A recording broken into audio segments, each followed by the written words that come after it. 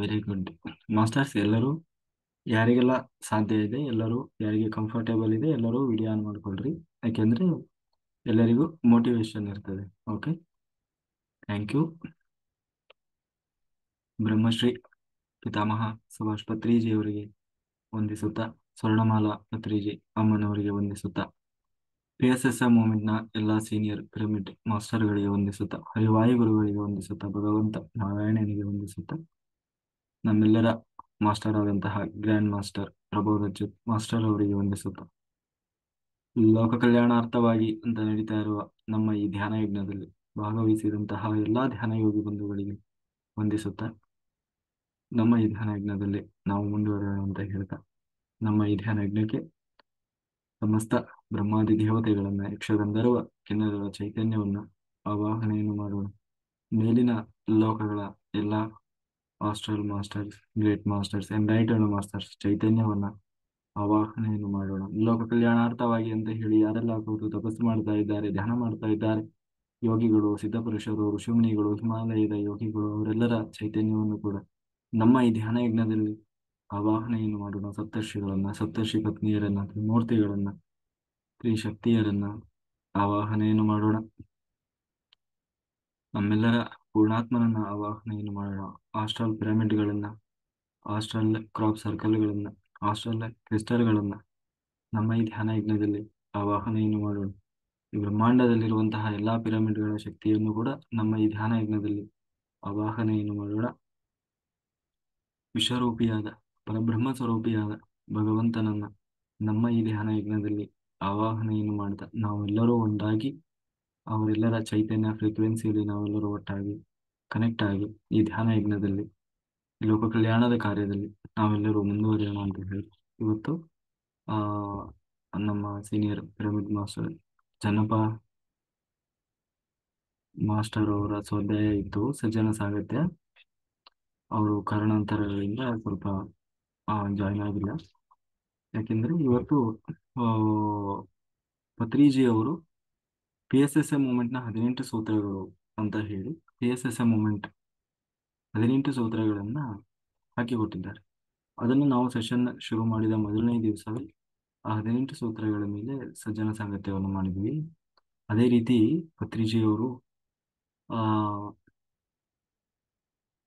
ಪ್ರತಿಯೊಬ್ಬ pyramid master ಕೂಡ ಹೇಗಿರಬೇಕು ಅನ್ನೋದ್ರ ಬಗ್ಗೆ 13 ಸೂತ್ರಗಳನ್ನ ಕೊಟ್ಟಿದ್ದಾರೆ. ವೈಯಕ್ತಿಕವಾಗಿ ಆಚರಿಸಬೇಕಾದಂತಹ ಸೂತ್ರಗಳು. ಅಂದ್ರೆ ನಾವು ನಿಜವಾಗಲೂ ಒಬ್ಬ ಪಿರಮಿಡ್ ಮಾಸ್ಟರ್ ಅಂತ ಅನಿಸಿಕೊಳ್ಳಬೇಕು ಅಂತ ಅಂದ್ರೆ ಈ 13 ಗುಣಗಳು ಅಥವಾ ಫಾಲೋಯಿಂಗ್ ಪ್ರಿನ್ಸಿಪಲ್ಸ್ ನಮ್ಮಲ್ಲಿ ನಾವು ಇರಬೇಕು. ಇದ್ದಾಗ ಮಾತ್ರ ನಾವು ಒಬ್ರು ಪರಿಪಕ್ವವಾದ, ಪರಿಪೂರ್ಣವಾದ ಒಬ್ಬ ಪಿರಮಿಡ್ ಮಾಸ್ಟರ್ ಆಗ್ಲಿಕ್ಕೆ ಸಾಧ್ಯ ಇದೆ. ಅಂತ ಆ ಅಂದ್ರೆ ಒಂದು PSSM ಮೂಮೆಂಟ್ ಅನ್ನೋದು ಹೇಗೆ ಹೋಗಬೇಕು ಅನ್ನೋದಕ್ಕೆ ಒಂದು ಪ್ಲಾಟ್ಫಾರ್ಮ್, ಆ ಪ್ಲಾಟ್ಫಾರ್ಮ್ ಹೇಗಿರಬೇಕು ಅನ್ನೋದಕ್ಕೆ ಗೈಡೆನ್ಸ್ ಆಗಿ 18 ಸೂತ್ರಗಳನ್ನ ಕೊಟ್ಟಿದ್ರು. ಅದೇ ರೀತಿ ಆ PSSM ಮೂಮೆಂಟ್ ನಲ್ಲಿ ಇರುವಂತಹ ಪ್ರತಿಯೊಬ್ಬ ಪಿರಮಿಡ್ ಮಾಸ್ಟರ್ ಹೇಗೆ ಆ ತಾವು ಬದುಕಬೇಕು ತಾವು ಹೇಗೆ ತಾವು ಆ ಬದುಕಿನಲ್ಲಿ ದಾರಿಯಲ್ಲಿ ನಡೆಯಬೇಕು ಅನ್ನೋದಕ್ಕೆ 13 ಸೂತ್ರಗಳನ್ನು ಕೊಟ್ಟಿದ್ದಾರೆ. ಆಯ್ತಾ? ಈ 13 ಸೂತ್ರಗಳಲ್ಲಿ ಆ ಆ ಸೂತ್ರಗಳನ್ನ ನಾವು ನೋಡ್ತಾ ಹೋಗೋಣ. ಬರೀ ನೋಡೋದು ಮಾತ್ರ ಅಲ್ಲ, ನಾವು ಎಲ್ಲರೂ ಪಿರಮಿಡ್ ಮಾಸ್ಟರ್ ಆಗಿ ಅವುಗಳನ್ನ ನಮ್ಮ ನಿತ್ಯ ಬದುಕಿನಲ್ಲಿ ಅಳವಡಿಸಿಕೊಳ್ಳುವ ಪ್ರಯತ್ನ ಮಾಡೋಣ. ಯಾರಿಗೆಲ್ಲ ಸಾಧ್ಯ ಇದೆ ಅವರೆಲ್ಲರೂ ಈ 13 ಸೂತ್ರಗಳನ್ನು ನೋಟ್ ಮಾಡಿಟ್ಕೊಳ್ಳಿ. ಯಾಕೆಂದ್ರೆ ಮರೆತು ಹೋಗಬಾರ್ದು, ನಾವು ಬರೆದಿಟ್ಕೊಳ್ಳಿ. ಓಕೆ, ಮೊದಲನೇ ಸೂತ್ರ ಏನು ಅಂತಂದ್ರೆ PSSM ನ ಯಾವುದೇ ಕೆಲಸವನ್ನ ಮಾಡಲು ಮಾಸ್ಟರ್ಗಳು ನಾನು ಮಾಡುತ್ತೇನೆ ಎಂದು ಹೇಳಬೇಕು. ಅಂದ್ರೆ PSSM ಮೂಮೆಂಟ್ ಅಲ್ಲಿ ಅಂದ್ರೆ ಧ್ಯಾನ ಪ್ರಚಾರ, ಈಗ ಒಂದು ಕಾರ್ಯಕ್ರಮದಲ್ಲಿ ಯಾವುದೇ ಕೆಲಸ ಕೊಡ್ಲಿ, ಅದರಲ್ಲಿ ದೊಡ್ಡ ಕೆಲಸ ಸಣ್ಣ ಕೆಲಸ ಅಂತ ಎಣಿಸಬಾರದು. ನಾನು ದೊಡ್ಡ ಮಾಸ್ಟರು, ನಾನು ಸೀನಿಯರ್ ಮಾಸ್ಟರು, ನಾನು ಗ್ರೇಟ್ ಮಾಸ್ಟರ್ಸು, ಹೀಗೆ ಅಂದ್ಕೊಂಡು ಆ ಸಣ್ಣ ಕೆಲಸವನ್ನು ನಾನು ಯಾಕೆ ಮಾಡ್ಲಿ ಹೀಗೆಲ್ಲ ಹೇಳ್ಬಾರ್ದು. ಕೆಲಸ ಅಂದ್ಮೇಲೆ ಕೆಲಸ ಅಷ್ಟೇ. ಯಾವುದೇ ಕೆಲಸ ಕೊಡಿ, ಅದು ನನ್ನ ಪಾಲಿಗೆ ಬಂದ ಕರ್ತವ್ಯ. ಆ ನನ್ನ ಪಾಲಿಗೆ ಬಂದ ಹ್ಮ್ ಒಂದು ಅವಕಾಶ, ಅದು ಅಪಾರ್ಚುನಿಟಿ. ಇದನ್ನ ಮಿಸ್ ಮಾಡ್ಕೋಬಾರ್ದು ಅಂತ ಹೇಳಿ ನಾವು ವಿಧೇಯರಾಗಿ ಅಲ್ಲಿ ಪಾತ್ರೆ ತೊಳೆಯೋದ್ರಿಂದ ಹಿಡಿದು ಸಾಮಾನು ಹೊತ್ಕೊಂಡು ಬಂದು ಕೆಲಸ ಮಾಡೋದ್ರಿಂದ ಹಿಡಿದು, ಆಯ್ತಾ, ಊಟ ಬಡಿಸೋದ್ರಿಂದ ಹಿಡಿದು ಅಥವಾ ನೀವು ಸ್ಟೇಜ್ ಮೇಲೆ ಹೋಗಿ ಆಂಕರಿಂಗ್ ಮಾಡೋದ್ರಿಂದ ಹಿಡಿದು ಪ್ರತಿಯೊಂದು ಏನ್ ಕೆಲಸ ಬರ್ತದೆ ಅದು. ಅದರಲ್ಲಿ ನಾನು ಅಲ್ಲೇ ಹೋಗಿ ಕೆಲಸ ಮಾಡ್ಬೇಕು, ಇಲ್ಲೇ ಕೆಲಸ ಮಾಡ್ಬೇಕು ಅನ್ನೋದಿಲ್ಲ. ಇಲ್ಲ, ಹಾ ಎಲ್ಲ ಯಾವ್ದು ಕೆಲಸ ಕೊಟ್ರು ಹಾ ಆಯ್ತು ಆಯ್ತು ಅನ್ಬೇಕಷ್ಟೆ. ಹಾ ಅದು PSSM ಮೂಮೆಂಟ್ ಅಲ್ಲಿ ಒಬ್ಬ ಪಿರಮಿಡ್ ಮಾಸ್ಟರ್ಗೆ ಇರಬೇಕಾದಂತ ಮುಖ್ಯವಾದ ಗುಣ. ಯಾವುದೇ ಕೆಲಸ ಕೊಡ್ಲಿ ಆ, ತಲೆ ಶಿರಸಾವಹಿಸಿ ಅದನ್ನು ಪಾಲಿಸ್ಬೇಕು. ಇದು ಒಬ್ಬ ಪಿರಮಿಡ್ ಮಾಸ್ಟರ್ನ ಮೊದಲನೇ ಗುಣ. ಎರಡನೇದು, ನಮ್ಮ ಮುಖದಲ್ಲಿ ಯಾವಾಗಲೂ ಕಿರುನಗೆಯನ್ನ ಹೊಂದಿರಬೇಕು. ಅಂದ್ರೆ ಯಾವಾಗಲೂ ನಗ್ತಾ ಇರಬೇಕು. ಆ ಆ, ಈಗ ಗೀತೆಯಲ್ಲೇ ಕೃಷ್ಣ ಹೇಳ್ತಾನೆ ಏನಂತಂದ್ರೆ, ಆ ಸುಖ ದುಃಖೆ ಸಮೇ ಕೃತ್ವ ಲಾಭ ಲಾಭೋ ಜಯ ಜಯೋ, ಎಲ್ಲವನ್ನೂ ಸಮಾನವಾಗಿ ಸ್ವೀಕರಿಸು. ಸುಖ ಬರಲಿ ದುಃಖ ಬರಲಿ, ಜಯ ಜಯ ಸಿಗಲಿ ಅಪಜಯ ಸಿಗಲಿ, ಆ ನಷ್ಟ ಆಗಲಿ ಲಾಭ ಆಗಲಿ, ಎಲ್ಲವನ್ನೂ ಸಮಾನವಾಗಿ ಸ್ವೀಕರಿಸು. ಯಾಕೆಂದ್ರೆ ಎಲ್ಲವೂ ನನ್ನ ಪ್ರಸಾದವೇ. ಹಾಗೆ ನಾವು ಏನೋ ಆದಾಗ, ತುಂಬಾ ಆಘಾತಕ್ಕೆ ಒಳಗಾದಾಗ ತುಂಬಾ ಡಲ್ ಆಗೋದು, ತುಂಬಾ ಖುಷಿಯಾದಾಗ ಒಂದ್ ರೀತಿ ಏನಂತೀವಿ ನಾವು ಅದನ್ನ ತಡ್ಕೊಳ್ಲಿಕ್ಕಾಗದೆ ಕೆಲವರು ಹಾರಾಡೋದು ಕುಣಿದಾಡೋದು ಹಾಗೆಲ್ಲ ಮಾಡಬಾರ್ದು. ಯಾವಾಗ್ಲೂ ಸಮಚಿತ್ತದಿಂದ ಇರಬೇಕು ಮತ್ತೆ ಎಲ್ಲವನ್ನೂ ಸಮಾನವಾಗಿ ಸ್ವೀಕರಿಸಬೇಕು. ಯಾವಾಗ್ಲೂ ನಗುಮುಖದಿಂದ ಇರಬೇಕು, ಹ್ಯಾಪಿ ಆಗಿರಬೇಕು. ಆನಂದೋ ಬ್ರಹ್ಮ. ಅದು ಭಗವಂತನ ಆ ಮೂಲ ಸ್ವರೂಪದಲ್ಲಿ ಹೇಗಿರ್ತಾನೆ ಅಂದ್ರೆ ಆನಂದಮಯನಾಗಿರ್ತಾನೆ. ಒಬ್ಬ ಆತ್ಮನು ಕೂಡ ತನ್ನ ಪರಿಶುದ್ಧ ಸ್ಥಿತಿಯಲ್ಲಿ ಹೇಗಿರ್ತಾನೆ ಅಂದ್ರೆ ಆನಂದಮಯನಾಗಿರ್ತಾನೆ. ಹಾಗೆ ಆ ಒಬ್ಬ PSSM ಮೂಮೆಂಟ್ ನಲ್ಲಿರುವಂತಹ ಒಬ್ಬ ಪಿರಮಿಡ್ ಮಾಸ್ಟರ್ ಯಾವಾಗ್ಲೂ ನಗ್ತಾ ಇರ್ಬೇಕು. ಅವ್ರನ್ನ ನೋಡಿದ್ರೇನೆ ನಮಗೆ ಖುಷಿ ಆಗ್ಬೇಕು. ಏನಪ್ಪ ಮನುಷ್ಯ ಯಾವಾಗ್ಲೂ ನಗ್ತಾ ಇರ್ತಾರೆ ಆ ಅಂತ ಹೇಳಿ ಅವ್ರನ್ನ ನೋಡ್ತಾ ಇದ್ರೆ ನಮಗೂ ಒಂದು ಒಂದು ಖುಷಿ ಆಗ್ತಾ ಇರ್ಬೇಕು. ಹಾಗೆ ಇರ್ಬೇಕು ಪಿರಮಿಡ್ ಮಾಸ್ಟರ್. ಮೂರನೇದು ಏನಪ್ಪಾ ಅಂದ್ರೆ, ಎರಡನೇದೇನು, ಯಾವಾಗ್ಲೂ ಕಿರುನಗೆ ಮುಖದಲ್ಲಿ ಯಾವಾಗ್ಲೂ ನಗ್ತಾ ಇರ್ಬೇಕು. ಆಯ್ತಾ. ಮೂರನೇದು, ಪಿರಮಿಡ್ ಆಧ್ಯಾತ್ಮಿಕ ಕೆಲಸಗಳನ್ನ ನಾವು ಮಾಡಿದರೂ ಅದನ್ನ ಇಡೀ ನಮ್ಮ ಟೀಮ್ಗೆ ತಂಡಕ್ಕೆ ಅರ್ಪಿಸಬೇಕು. ನಾನು ಮಾಡಿದೆ ಅಂತ ಹೇಳ್ಬಾರ್ದು. ಆಯ್ತು ನೀನೇ ಮಾಡಿರ್ಬೋದು, ಆದ್ರೆ ನಾನು ಮಾಡಿದೆ ಅಂತ ಎಲ್ಲೂ ಹೇಳ್ಕೊಳ್ಬಾರ್ದು. ನನ್ನಿಂದಲೇ ಆಯ್ತು ನಾನೇ ಮಾಡಿದೆ ಅಂತ ಎಲ್ಲೂ ಹೇಳಬಾರ್ದು. ಬದಲಾಗಿ ಆ ಇಡೀ ಒಂದು ಆ ಧ್ಯಾನ ಕಾರ್ಯಕ್ರಮದಲ್ಲಿ ಯಾರೆಲ್ಲ ಭಾಗವಹಿಸಿದ್ರು ಅವರಿಗೆ, ಆ ಇಡೀ ತಂಡಕ್ಕೆ ಅದನ್ನ ಸಮರ್ಪಣೆ ಮಾಡ್ಬೇಕು. ಅವರೆಲ್ಲರ ಸಹಕಾರ ಮತ್ತೆ ಅವರ ಒಂದು ಕಾಂಟ್ರಿಬ್ಯೂಷನ್ ಏನಿದೆ ಅದು ಅಳಿಲು ಸೇವೆನೇ ಇರ್ಬೋದು. ಅದು ಸಣ್ಣ ಸಣ್ಣ ಒಂದು ಕೆಲಸ ಇರ್ಬೋದು, ದೊಡ್ಡ ಕೆಲಸ ಇರ್ಬೋದು, ಯಾವುದೇ ಇರ್ಬೋದು, ಅವರವರಿಗೆ ಪಾಲಿಗೆ ಅವಕಾಶ, ಯಾರ್ಯಾರಿಗೆ ಏನೇನು ಅವಕಾಶ ಸಿಕ್ತೋ ಅಷ್ಟನ್ನ ಅವರು ಮಾಡಿದ್ದಾರೆ. ಆಯ್ತಾ. ಹನಿ ಹನಿ ಕೂಡಿ ಹಳ್ಳ. ಹಾಗೆ ಪ್ರತಿಯೊಬ್ಬರು ಏನೇನು ಸಣ್ಣ ಪುಟ್ಟ ಏನ್ ಕೆಲಸ ಮಾಡಿದ್ರು ಅದೆಲ್ಲದರ ಕೊನೆ ರಿಸಲ್ಟ್ ಏನು ಅಂತಂದ್ರೆ ಕಾರ್ಯಕ್ರಮ ಚೆನ್ನಾಗಿ ಮೂಡಿ ಬಂತು ಅಂತ. ಹಾಗಾಗಿ ನೀನು ಅಥವಾ ನೀನೇ ಒಬ್ಬನೇ ಸ್ವತಃ ಮಾಡಿದರೂ ಕೂಡ ಅದನ್ನ ಕೊನೆಗೆ ಏನ್ ಮಾಡ್ಬೇಕು, ಇಡೀ ಆ ಟೀಮ್ ಅಥವಾ ಆ ಒಂದು ಆ ಏನು ಮಾಡಿರ್ತಾರಲ್ಲ ವಾಲಂಟಿಯರ್ಸ್, ಅವರಿಗೆ ಸಮರ್ಪಣೆ ಮಾಡಬೇಕು. ಇದು ಅಥವಾ ಮಾಸ್ಟರ್ಸ್ ಕೊನೆಗೆ ಇಲ್ಲಪ್ಪ, ಬಂದಿರುವಂತ ಮಾಸ್ಟರ್ಸ್, ಮೇಲಿರೋ ಹಾಸ್ಟೆಲ್ ಮಾಸ್ಟರ್ಸ್ ಎಲ್ಲರೂ ಮಾಡಿಸಿದ್ರು, ನಾನಿಲ್ಲಿ ಒಂದು ಮಾಧ್ಯಮ ಅಷ್ಟೇ, ಅವರೆಲ್ಲರಲ್ಲೂ ನಾನು ಒಬ್ಬನಾಗಿ ಕೆಲಸ ಮಾಡಿದೆ ಅಷ್ಟೇ, ಇದರಲ್ಲಿ ನಂದೇನೂ ಇಲ್ಲ ಪಾತ್ರ. ಆ ನಾನೊಬ್ಬ ಇಲ್ಲಿ ಸೇವಕ, ಸೇವೆ ಮಾಡಿದೆ ಅಷ್ಟೇ ಅಂತ ಹೇಳಿ ಎಲ್ಲರಿಗೂ ಅದರ ಒಂದು ಕಾಂಟ್ರಿಬ್ಯೂಷನ್ ಕೊಡ್ಬೇಕು ಹೊರತು ಆ ಅಂದ್ರೆ ಅದರ ಕ್ರೆಡಿಟ್ ಏನಿದೆ ತಾನು ಇಟ್ಕೊಳ್ಳೋದಲ್ಲ, ಅದನ್ನ ಇಡೀ ಟೀಮಿಗೆ ಕೊಡ್ಬೇಕು. ಇದು ಒಬ್ಬ ಪಿರಮಿಡ್ ಮಾಸ್ಟರ್ ಅಲ್ಲಿ ಇರಬೇಕಾದಂತಹ ಮೂರನೇ ಗುಣ. ನಾಲ್ಕನೇದು ಏನು ಅಂತಂದ್ರೆ, ಇದರಲ್ಲಿ ಭೇದ ಎಣಿಸಬಾರ್ದು. ಏನು ಸೀನಿಯರ್, ನಾನು ಸೀನಿಯರ್ ಮಾಸ್ಟರ್, ನಾನು ಜೂನಿಯರ್ ಮಾಸ್ಟರ್ ಎಂದು ಭೇದ ಮಾಡಬಾರ್ದು. ಎಲ್ಲರನ್ನೂ ಸಮಾನವಾಗಿ ನೋಡಬೇಕು. ಅವರು ಇವತ್ತು ಬಂದವರಾಗಿರ್ಬೋದು ಧ್ಯಾನಕ್ಕೆ, ನಿನ್ನೆ ಬಂದವರು ಇರ್ಬೋದು, ನೀವು 20-30 ವರ್ಷದಿಂದ ಬಂದವರು ಇರ್ಬೋದು. ಅವ್ರು ಬಹಳ ದೊಡ್ಡ ಸೀನಿಯರ್ ಮಾಸ್ಟರ್, ಇವ್ರು ಇವತ್ತು ಬಂದಿದ್ದಾರೆ ನಿನ್ನೆ ಬಂದಿದ್ದಾರೆ ಧ್ಯಾನಕ್ಕೆ, ಇವ್ರಿಗೆ ಏನೋ ಗೊತ್ತಿಲ್ಲ ಇವರಿಗೆ ಅಷ್ಟು. ಹಾಗೆ ಅವರನ್ನ ಒಂದ್ ರೀತಿ ಇವರನ್ನ ಒಂದ್ ರೀತಿ ಯಾರು ಟ್ರೀಟ್ ಮಾಡಬಾರ್ದು. ಯಾರು ಅವರನ್ನ ಆ ಒಬ್ಬರನ್ನ ಮೇಲಕ್ಕೆ ನೋಡೋದು, ಒಬ್ಬರನ್ನ ಕೆಳಕ್ಕೆ ನೋಡೋದು ಹಾಗೆ ಮಾಡಬಾರ್ದು. ಇದರಲ್ಲಿ ಸೀನಿಯರು ಜೂನಿಯರು, ಆಯ್ತಾ, ಆ ದೊಡ್ಡ ಲೀಡರು ಸಣ್ಣ ಲೀಡರು ಅಂತ ಎಲ್ಲ ಯಾರು ಇಲ್ಲ. ಎಲ್ಲರೂ ಪಿರಮಿಡ್ ಮಾಸ್ಟರ್ ಅಷ್ಟೇ. ಅದರಲ್ಲಿ ಮತ್ತೆ ಸೀನಿಯರು ಜೂನಿಯರ್ ಅಂತ ನಾವು ಎಣಿಸಬಾರದು. ಆಯ್ತಾ. ಕೆಲವು ಮಾರ್ಗದರ್ಶನಕ್ಕಾಗಿ ನಾವು ಆಶ್ರಯಿಸ್ಬೇಕಷ್ಟೇ. ಏನು ಅಂದ್ರೆ ಸರೆಂಡರ್ ಅಲ್ಲ, ಆಶ್ರಯ ಅಂದ್ರೆ ಒಂದು ಸಹಾಯ. ಉದಾಹರಣೆಗೆ ಗೈಡೆನ್ಸ್.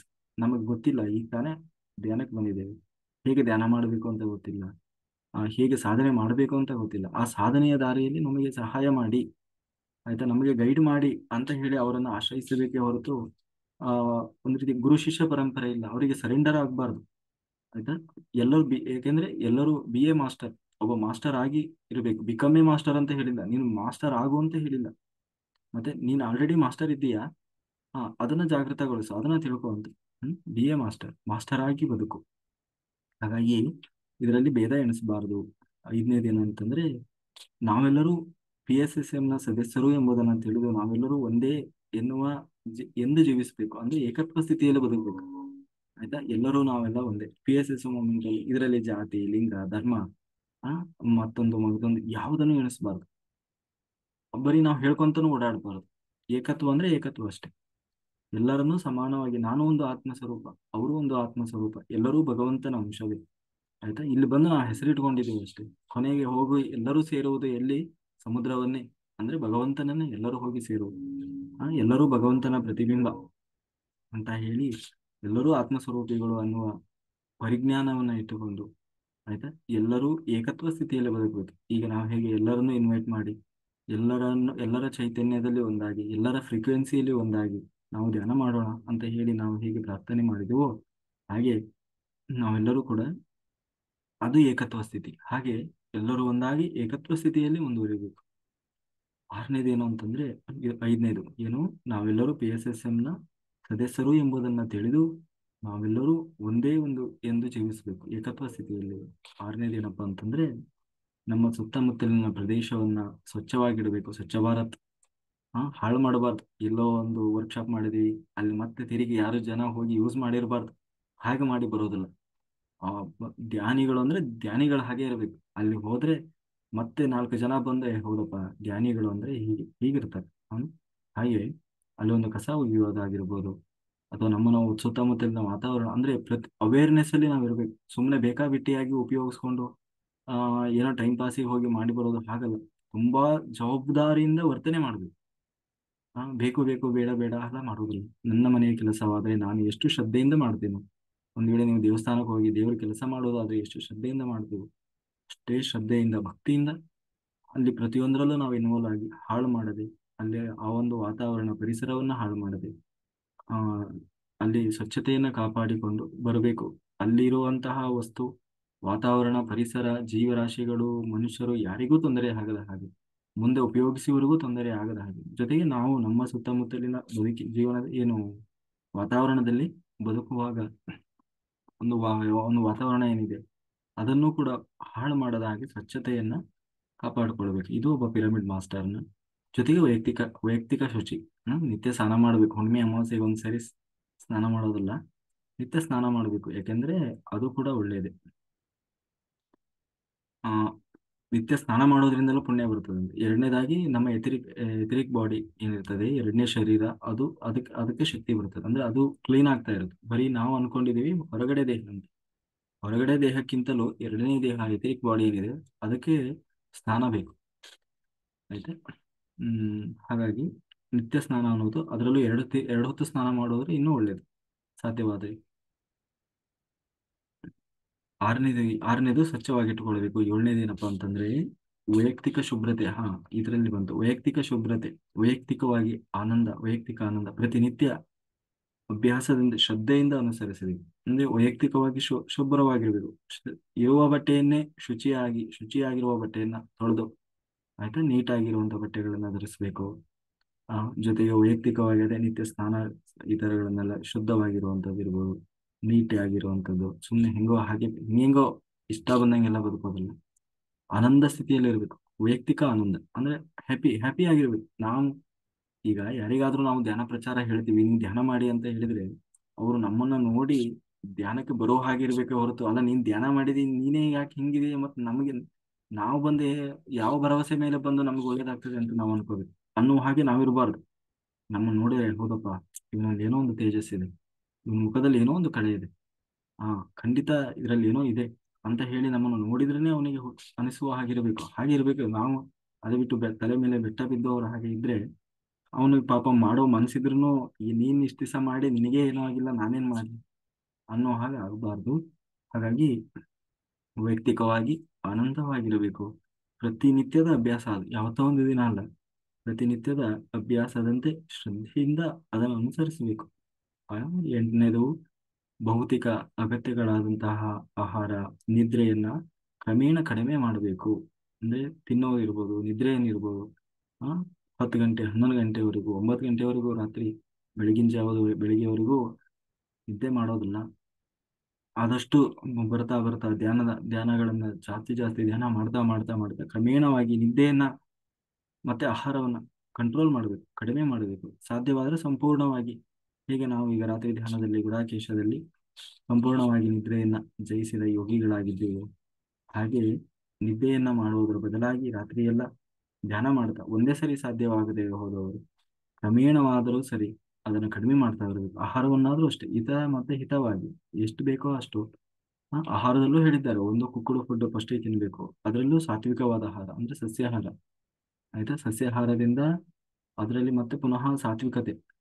ಆಮೇಲೆ ಸಾತ್ವಿಕತೆ ಅಂದ್ರೆ ಅದರಲ್ಲಿ ಈಗ ಕರೆದಿರುವಂಥದ್ದನ್ನ ಮತ್ತೆ ಬೇರೆ ಬೇರೆ ತರಕಾರಿಗಳನ್ನ ಅದನ್ನೆಲ್ಲ ತಿನ್ನೋದನ್ನ ಕಡಿಮೆ ಮಾಡ್ತಾ ಮಾಡ್ತಾ, ಅದೂ ಕಡಿಮೆ ಮಾಡಿ ಹಣ್ಣುಗಳನ್ನ ತಿಂತ, ಅದೂ ಕಡಿಮೆ ಮಾಡಿ ಕೇವಲ ನೀರಿನಿಂದ, ಅದೂ ಕಡಿಮೆ ಮಾಡಿ ಗಾಳಿಯಿಂದ ಆ ಬದುಕೋದನ್ನ ಪ್ರಾಕ್ಟೀಸ್ ಮಾಡಬೇಕು. ಅಷ್ಟೆಲ್ಲ ಕಷ್ಟ ಆಗುತ್ತೆ ಅನ್ನೋದು ಸಾಧ್ಯವಾದ್ರೂ ಕೂಡ ಒಂದು ದೇಹಕ್ಕೆ, ಆರೋಗ್ಯಪೂರ್ಣವಾದ ದೇಹಕ್ಕೆ ಎಷ್ಟು ಅವಶ್ಯಕತೆ ಇದೆಯೋ ಅಷ್ಟು ಮಾತ್ರ ಆಹಾರವನ್ನು ಸ್ವೀಕಾರ ಮಾಡಬೇಕು. ಮತ್ತೆ ನಿದ್ರೆಯನ್ನು ಕೂಡ ಕ್ರಮೇಣ ಸಂಪೂರ್ಣವಾಗಿ ಅದನ್ನ ನಿಗ್ರಹಿಸಬೇಕು, ಅಂದ್ರೆ ಕಡಿಮೆ ಮಾಡಬೇಕು.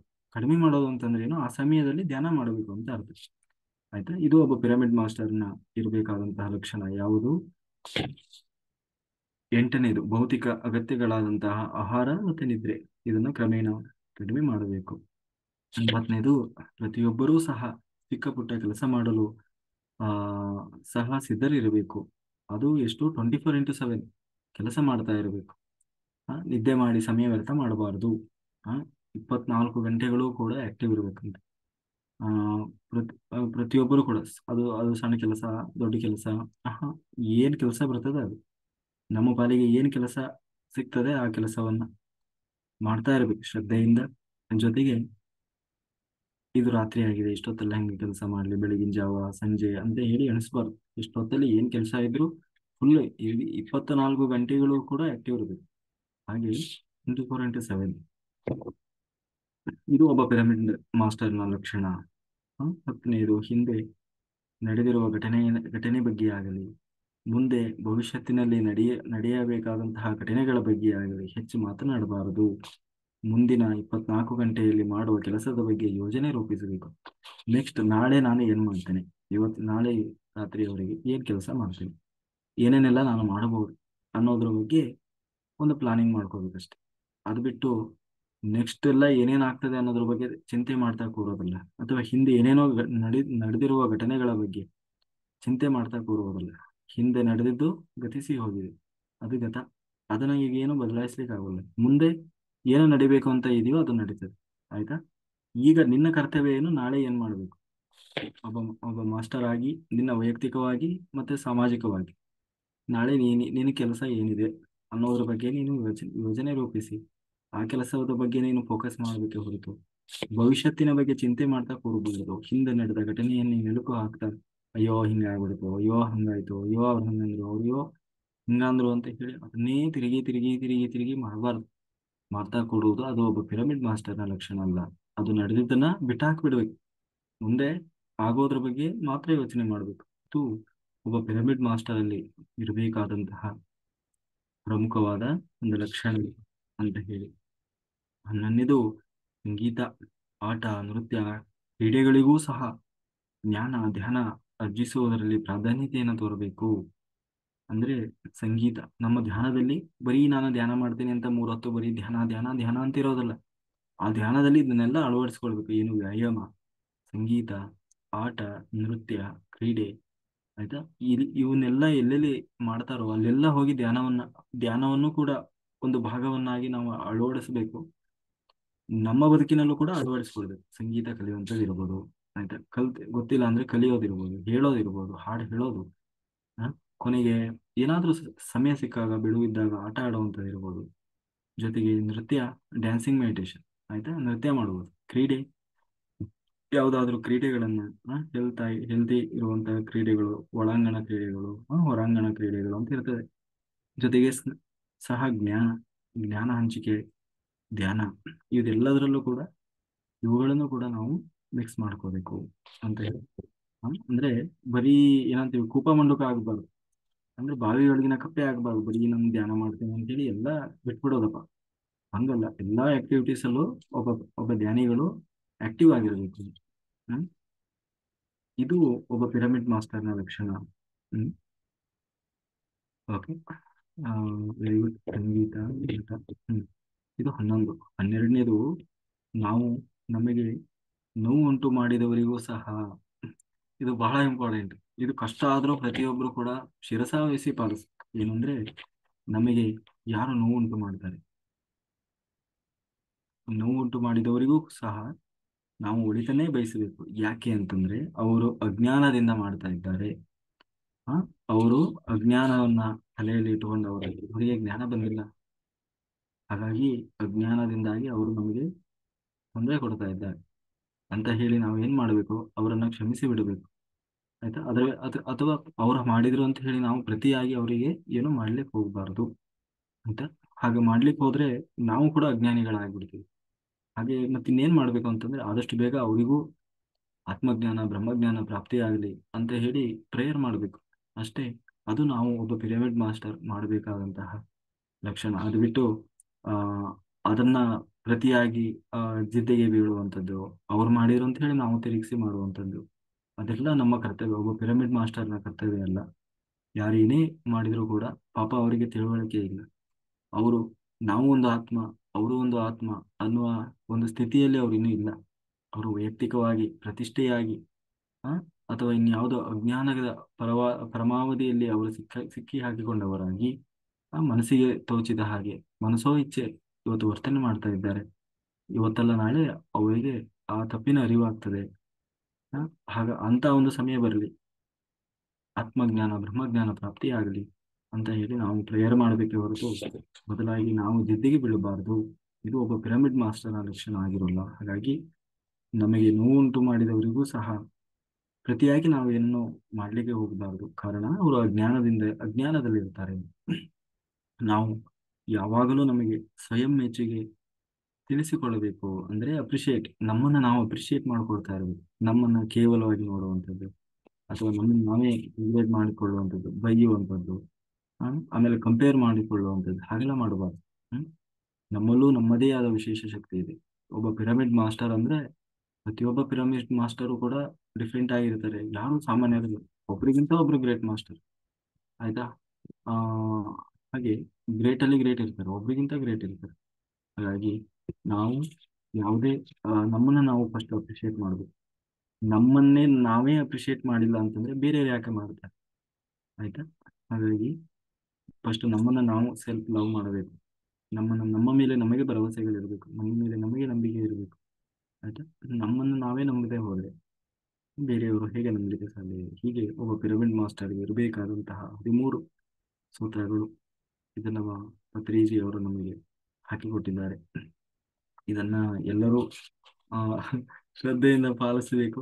ಆಗ ಮಾತ್ರ ನಾವು ಒಬ್ಬ ಪರಿಪೂರ್ಣರಾದ ಪಿರಮಿಡ್ ಮಾಸ್ಟರ್ ಆಗ್ಲಿಕ್ಕೆ ಸಾಧ್ಯ, ಎನ್ಲೈಟೆಡ್ ಮಾಸ್ಟರ್ ಆಗ್ಲಿಕ್ಕೆ ಸಾಧ್ಯ. ಎನ್ಲೈಟೆಡ್ ಮಾಸ್ಟರ್ ಅಂದ್ರೆ ಅವರು ಅಷ್ಟು ಆತ್ಮಸ್ಥಿತಿಯಲ್ಲಿ ಇರ್ಬೇಕು.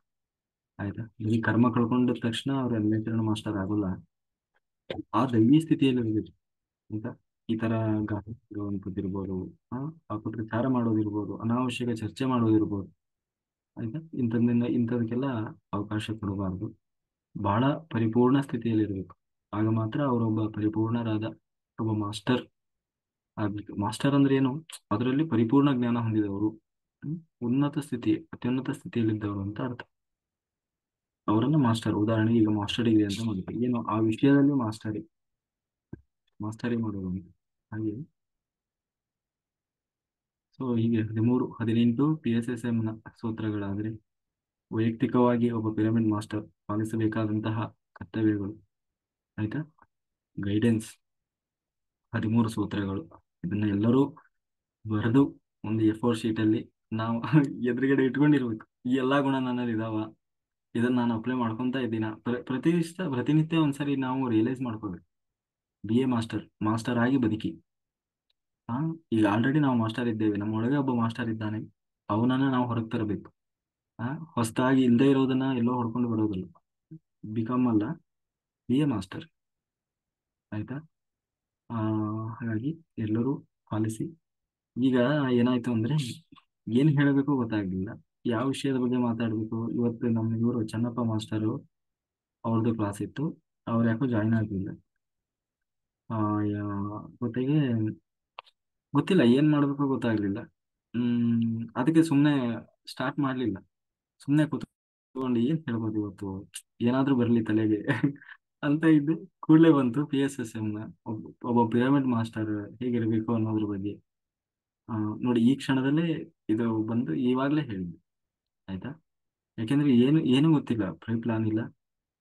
ಆ ಆದ್ರೂ ತುಂಬಾ ಅತ್ಯಂತ ಅವಶ್ಯಕವಾದಂತ ಮಾಹಿತಿ ಇದು. ತಿಳ್ಕೊಳ್ಳೇಬೇಕು ಪ್ರತಿಯೊಬ್ಬರು ಆಯ್ತಾ. ಚೆನ್ನಾಗಿದೆ. ನಾಳೆಯಿಂದ ಭಗವದ್ಗೀತೆ ಆಯ್ತಾ, ಕೃಷ್ಣನ ಆಟ ನಡೀತಾ ಇರ್ತದೆ.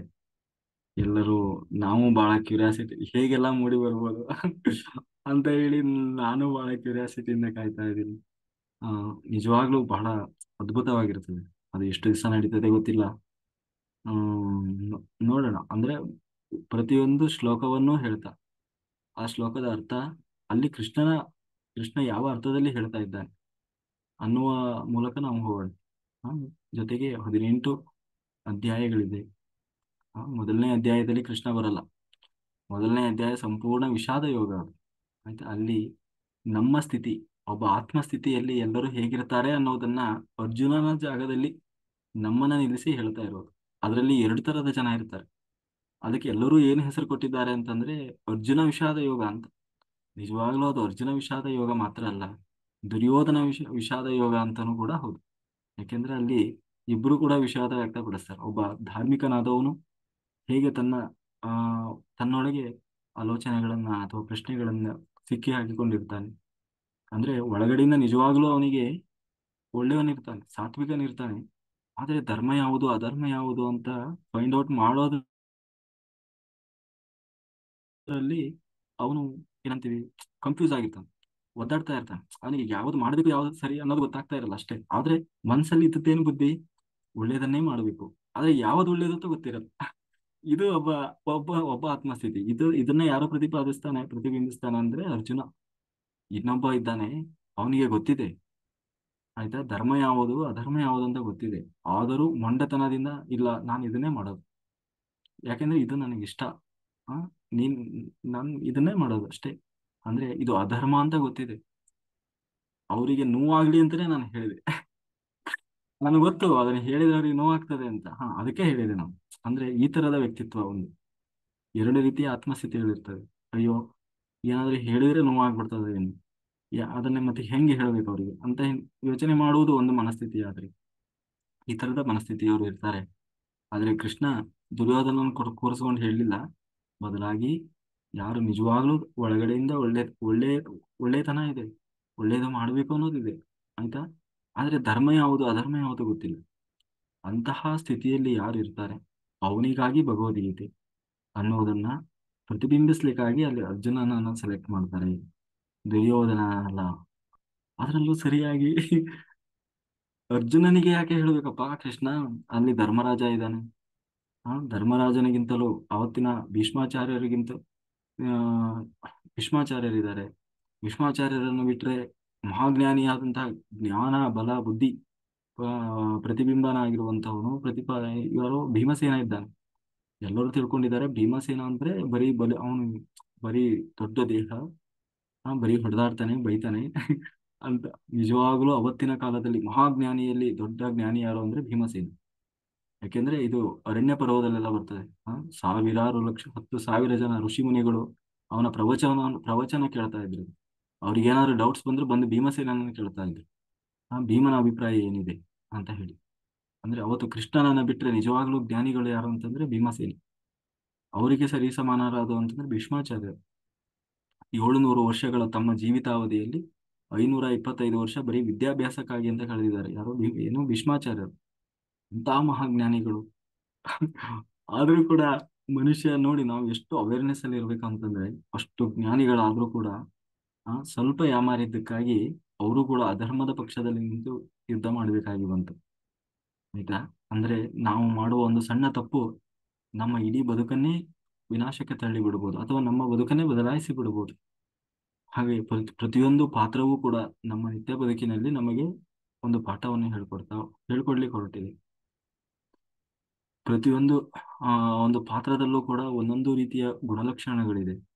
ಅವೆಲ್ಲವೂ ಕೂಡ ಎಲ್ಲಿ ಇಲ್ಲದೆ ಇರೋದಲ್ಲ, ನಮ್ಮೊಳಗೆ ನಮ್ಮ ಸುತ್ತಮುತ್ತಲೂ ಇರುವಂಥದ್ದು. ಅಂದ್ರೆ ಇದನ್ನೆಲ್ಲ ನಾವು ಗಮನಿಸ್ತಾ ಹೋದಾಗ ಏನಾಗ್ತದೆ ಅಂದ್ರೆ, ಎಲ್ಲರನ್ನೂ ಯಾವ್ಯಾವ ಸ್ಥಿತಿಯ ಜನರು ನಮ್ಮ ನಡುವೆ ಇರ್ತಾರೆ, ಎಲ್ಲರನ್ನೂ ನಾವು ಹೇಗೆ ಹ್ಯಾಂಡಲ್ ಮಾಡಬೇಕು ಅನ್ನೋದು ಇದರಲ್ಲಿ ಗೊತ್ತಾಗ್ತಾ ಹೋಗುತ್ತೆ. ಆಯ್ತಾ?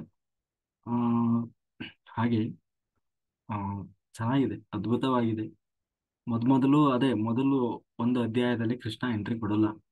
ನಾವು ನಮ್ಮ ಸ್ಥಿತಿ, ಆತ್ಮಸ್ಥಿತಿಯಲ್ಲಿ ನಾವು ಹೇಗಿದ್ದೀವಿ ಅನ್ನೋದನ್ನ, ನಮ್ಮ ನಿಜವಾಗ್ಲೂ ನಾವು ಹಾಗಿದ್ದೀವಾ, ಅಥವಾ ನಮ್ಮ ಪ್ರಶ್ನೆಗಳು ಹೀಗಿದ್ದಾವ ಅನ್ನೋದ್ರ ಬಗ್ಗೆ ನಾವು ರಿಯಲೈಸ್ ಮಾಡ್ಕೋಬೇಕು. ನಮ್ಮನ್ನ ನಾವು ರಿಯಲೈಸ್ ಮಾಡಿಕೊಳ್ಳುವುದು ಮೊದಲ ಅಧ್ಯಾಯ.